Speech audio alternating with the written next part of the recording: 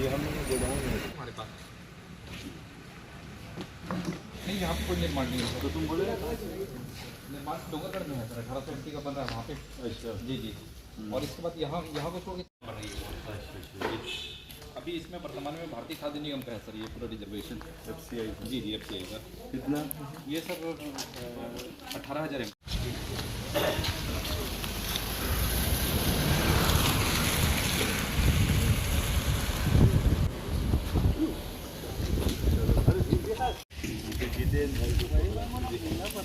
नहीं होता, अचानक है, मैं आने का थोड़ी था।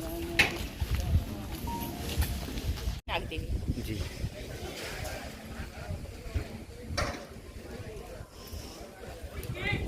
जी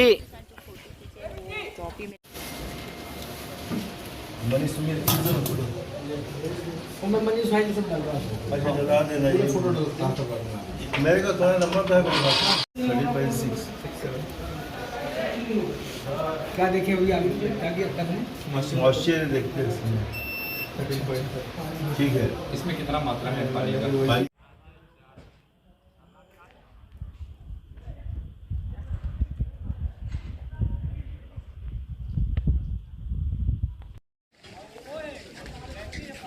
ऊपर लगाओ बेहतरीन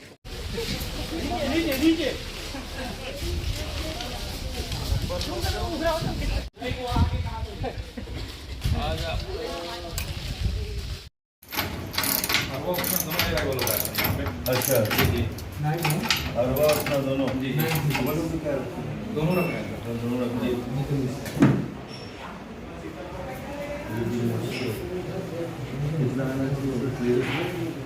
राजनांदगांव जिले के दौरे पर हूँ और हमारे गोडाउन में भंडारण की क्या स्थिति है इसका जायज़ा लेने के लिए मैं यहाँ के गोडाउन में हमारे अधिकारियों से मैंने चर्चा की है और मैंने देखा कि जो भंडारण जिस तरीके से होना चाहिए वो भंडारण हो रहा है। अभी मैं राजनांदगांव के बसंतपुर के गोडाउन में हूँ। हम लोग अभी जो हमारी लगभग 24 लाख से अधिक मीट्रिक टन की क्षमता है भंडारण की। 6 लाख से अधिक गोडाउन हमारे निर्माणाधीन है। उसकी भी जानकारी मैंने ली राजनांदगांव ज़िले में, जिसमें डोंगरगांव में 1800 मीट्रिक टन, छुरिया में 1400 मीट्रिक टन, चौकी में 2600 मीट्रिक टन, मोहला में 1800, मानपुर में 3600 और खैरागढ़ में 1100 मीट्रिक टन 11,000 मीट्रिक टन के गोडाउन का निर्माण किया जा रहा है। साथ ही सबसे बड़ी उपलब्धि हमारी मुख्यमंत्री की भावनाओं के अनुरूप हमने अभी रायपुर में मध्य भारत का प्रथम फूड टेस्टिंग लैब का निर्माण प्रारंभ किया है।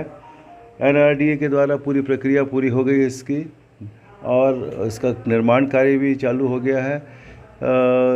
19 करोड़ की लागत से यह फूड टेस्टिंग लैब का निर्माण नए रायपुर में किया जा रहा है और इसके निर्माण होने से जो हमको बाहर जाना पड़ता था अपने चावल का परीक्षण कराने के लिए और जो हमारे अन्य प्रोडक्ट्स हैं जिनके लिए हमको बाहर जाना पड़ता था, महीनों इंतज़ार करना पड़ता था, अब हमारे ही अपने राज्य में इसकी जांच हो जाएगी और लगभग 6 महीने के अंदर यह बनकर तैयार हो जाएगा, जिसका लोकार्पण हम हमारे प्रदेश के मुख्यमंत्री भूपेश बघेल जी से कराएंगे।